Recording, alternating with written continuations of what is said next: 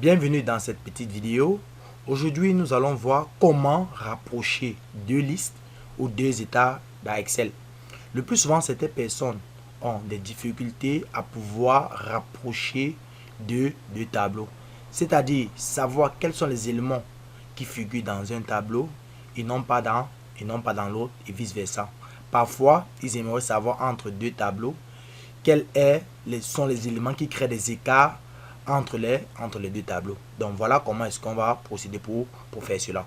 Ok, là et en passant, nous allons utiliser plusieurs fonctions pour le faire, telles que la fonction recherche UV, la fonction équipe, etc. Ok, donc dans notre premier cas, on a deux listes. Dans la première liste, on a les points de vente. Dans la deuxième liste, on a les points de vente. Et on aimerait savoir quels sont les points de vente qui existent dans la première liste, mais qui ne figurent pas dans la deuxième. Et après, on cherchera à savoir quels sont les points de vente qui existent dans la deuxième liste et qui ne figurent pas dans la première. Ok, sans plus tarder, on va d'abord chercher ceux qui existent dans la première liste et non pas dans la deuxième.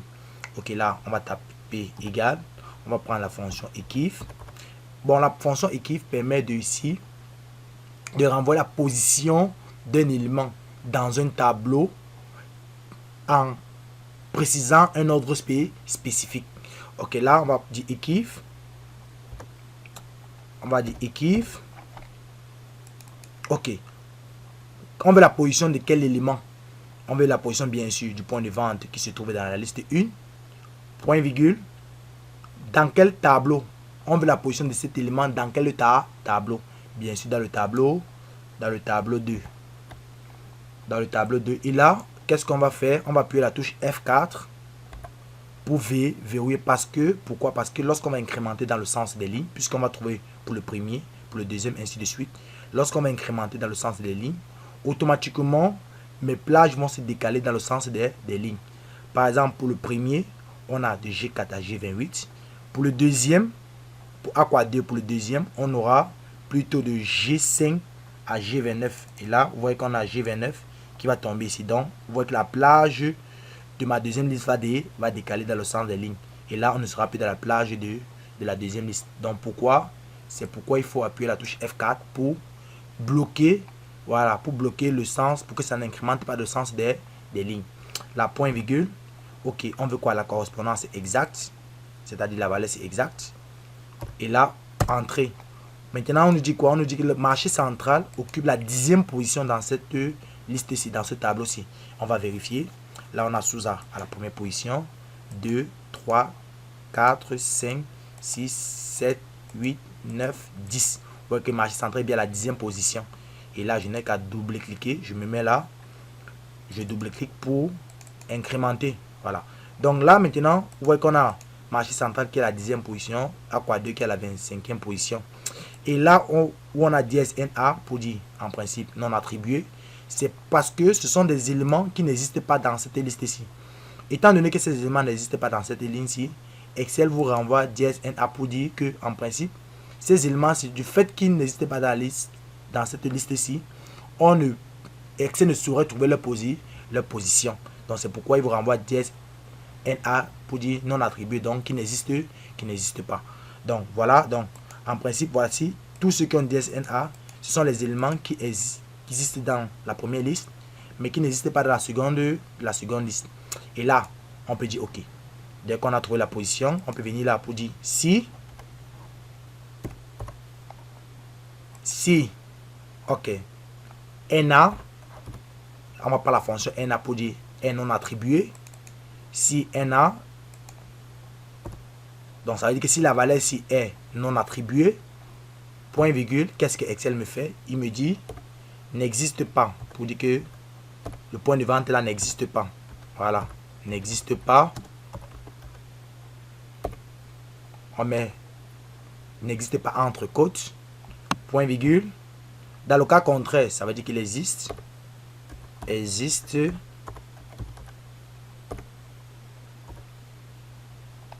Et là, on a qu'à taper en entrée. Et là, on double-clique pour incrémenter. Vous voyez que là, on a existe. Et là, on existe. Ça n'existe pas. Ce qui était non attribué. Et là, on pouvait faire une mise en forme conditionnelle. Pour dire que si il voit existe, il me colorie directement ceci. Ou bien, dans le cas contraire, On pourrait dire que si ça n'existe pas, il colorie plutôt. Voilà, donc on pourrait choisir. Par exemple, dans ce cas, si on va dire plutôt, si ça n'existe pas, il me colorie ça en rouge. Donc là, on voit que la mise en forme conditionnelle de cette plage ici va dépendre de cette colonne-ci. Et là, c'est facile. On va appliquer. Là, on sélectionne notre plage dans laquelle on va appliquer la mise en forme conditionnelle. Et là, je viens dans mise en forme conditionnelle. Là, je pars dans nouvelle règle. Je pars dans nouvelle règle et je choisis la dernière règle. Utiliser une formule pour déterminer pour quelle cellule le format sera appliqué. Pourquoi? Parce que la mise en forme de celle-ci, de cette place-ci, dépend de cette colonne-ci. Et là, je prends la dernière règle. Je dis égal. Si C4, la valeur ci. Bien sûr, il faudrait que, ici, on voit que c'est verrouillé. Là, on a verrouillé en ligne et en colonne avec les dollars. Donc, cette référence est bloquée. Et là, on voit que si on laisse la ligne bloquée, ça va toujours comparer ça par rapport au contenu de C4. Or, pour marcher central, on voudrait bien qu'il regarde par rapport à C4. Si C4 existe, il ne colorie pas. Si ça n'existe pas, il colorie. Et pour A2, pareil, il égale par rapport à C5, etc. Donc là, on va lever le dollar. Là, on met égal. On dit n'existe pas. N'existe pas. Ok, si on n'en existe pas ici, qu'est-ce qu'il fait? On va dire là, on va cliquer sur le format. On va sur remplissage. Il me colorie en rouge. Là, je mets OK. OK. Vous voyez que partout, il n'existe pas. Il m'a coloré en rouge. Voilà. Donc, il m'a coloré directement. C'est en rouge. Voilà. Donc, le jour, si j'ai une agence ici, par exemple, je dis, par exemple, on va prendre une agence ici. Je dis, par exemple, Madagascar. Le jour où j'enlève Madagascar, je supprime. Vous voyez que directement Madagascar se colorie en rouge parce que ça n'existe plus. Voilà. Donc là, on va revenir. On va faire pareil. C'est ici. Pour le deuxième point de vente, on va faire pareil. C'est la même procédure. Et kiff va aller chercher c'est quel on cherche ça, la position de l'élément-ci, ou dans la première liste, on sélectionne, on bloque, point virgule, la correspondance exacte. Là, on tape entrée. Vous voyez qu'il me dit que Souza, l'agence Souza existe dans la deuxième liste, mais ça n'existe pas dans la première. Là, je n'ai qu'à incrémenter. Et là, je viens aussi. C'est la même procédure que comme on a fait pour le premier. Si NA, si cette valeur est non attribuée, point virgule, qu'est-ce qu'il me fait? Il me dit n'existe pas. N'existe pas. Dans le cas contraire, il me dit existe. Là, je ferme la parenthèse. Entrée. Et là, on va faire la mise en forme conditionnelle. Je dis là, mise en forme conditionnelle. Nouvelle règle. Je prends la dernière règle. Là, on va bousculer un peu pour bien ranger. Égal. Bon, là, on va bien. Je dis égal. Cette valeur, on va monter. OK, cette valeur. On enlève le dollar au niveau de la ligne. Parce que ça doit prendre en fonction de chaque ligne. Ça doit s'incrémenter en ligne. Égal à n'existe pas.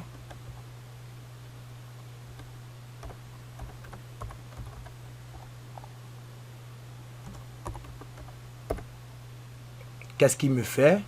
On peut dire par exemple, il me colorie là en jaune. On va plutôt colorier en jaune. Et là, on met OK. Vous voyez que partout là, il n'existe pas. Il m'a coloré en jaune. Donc, voici les agences qui existent dans la liste 2, mais n'existent pas dans la première. OK. Là, on peut aussi faire pareil. On peut utiliser la fonction recherche V. OK. On va dire égal recherche V. OK. La fonction recherche V permet de chercher une valeur dans la première colonne de gauche d'un tableau, puis renvoyer une valeur qui se situe sur la même ligne en spécifiant le numéro de la colonne. Voilà, donc ça permet de chercher une valeur dans un tableau de la première colonne de gauche d'un tableau matriciel, puis renvoyer une valeur qui se situe sur la même ligne que la valeur cherchée en spécifiant le numéro de colonne, Ok, donc là, on va dire recherche V. On cherche quoi? Cette valeur, c'est la valeur cherchée, c'est celle-ci. Point virgule. Ok, je cherche cette valeur. Ok, maintenant, il me faut spécifier la table matricielle. Ok, donc la table matricielle, ce sera quoi? Dans mon deuxième tableau, je verrouille toujours parce qu'en incrémentant le sens des lignes, ça va décaler. Donc, on bloque. Point virgule. Ok, le numéro d'index. Voilà, le numéro d'index, on veut qu'il renvoie l'élément de la 40e colonne. On voit que mon tableau matriciel n'a qu'une seule colonne. Donc, ce sera l'élément de la première colonne. C'est ça qu'on veut qu'il renvoie. Donc, il va me chercher marché central. Et là, dès qu'il va venir me chercher marché central, s'il va voir marché central, il me renvoie l'élément qui se situe de la même ligne que marché central. Et on voit que si notre plage matricielle n'a qu'une seule colonne. Donc là, on va dire, numéro de la colonne, c'est 1, point virgule. Et là, la correspondance est exacte. Là, je tape Entrée. Vous voyez que là, j'ai marché central. Ça m'a bien renvoyé marché central. Voici marché central ici qui existe. Bon, on va agrandir. Et là, je n'ai qu'à incrémenter. Vous voyez que là, on a bien dit, des deux grands moulins, ça n'existe pas. Mokolo, ça n'existe pas, etc. Donc, ça revient à la même chose comme la fonction et kiff. Mais par contre, avec la fonction kiff, ça trouvait plutôt la position. Donc là, on revient. Ici, on dit égal. Recherche V. Il recherche quoi? Sous A. Ou dans la table matricielle ici. Dans la deuxième liste. F4 pour verrouiller. Point virgule. Numéro d'index de la colonne. À la première colonne. On a le temps puisqu'on a une seule colonne. Point virgule. Correspondance est exacte. Et là, entrée. Je fais pas pareil. Donc on voit que ça revient à la même chose tout à l'heure. On pourrait venir encore faire si NA de tout ceci. Voilà, si NA de tout ceci, on dit n'existe pas. Dans le cas contraire, existe. Ça revient toujours à la même chose ici. On pourrait faire pareil après mise en forme conditionnelle. Donc ça revient à la même chose. Pour utiliser EKIF ou recherche V, ça aboutit au même résultat. Ok, dans le deuxième cas ici, là, on a plutôt deux états. On a, par exemple, ça, on peut avoir un premier état qui vient, par exemple, d'un logiciel. Et là, on peut avoir un deuxième état dont on tient comme fichier externe. Et à la fin, on aimerait savoir rapprocher ce qu'on obtient du logiciel avec notre fichier externe.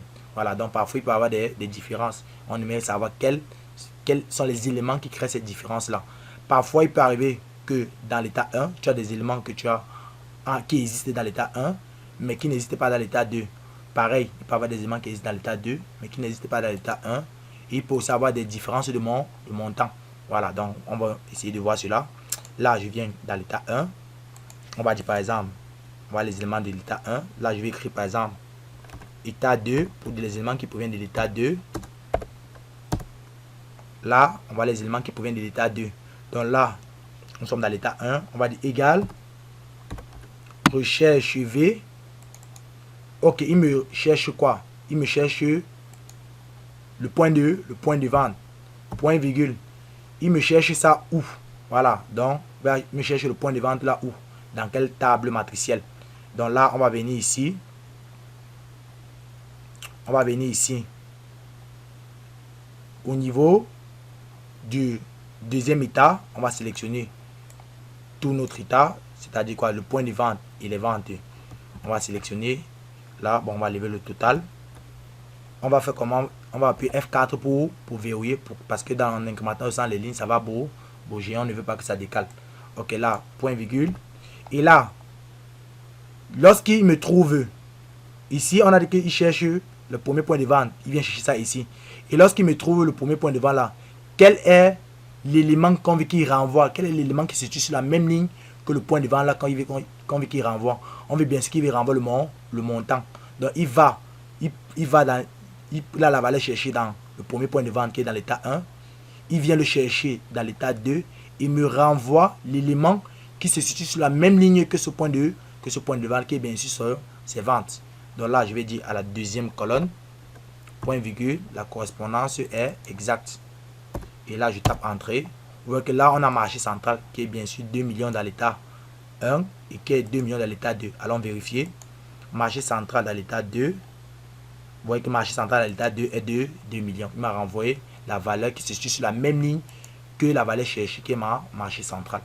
Ok, là, on a juste qu'à double-cliquer pour incrémenter. Voilà, vous voyez que là, on a des deux grands moulins qui est dans l'état 1, mais qui n'est pas dans l'état 2. Voilà, donc là, on voit les différences des cas.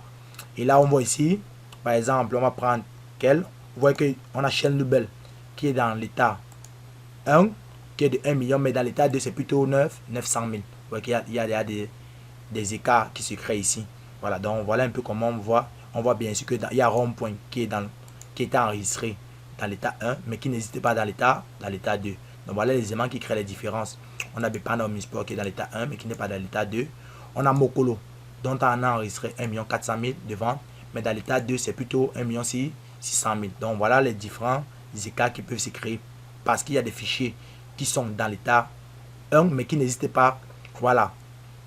Qui sont dans l'état 1, mais qui n'existent pas dans l'état 2, ou parfois qui existent dans l'état 2, mais qui viennent avec des montants différents. Et on peut faire pareil pour l'état 2. Là, on peut faire pareil.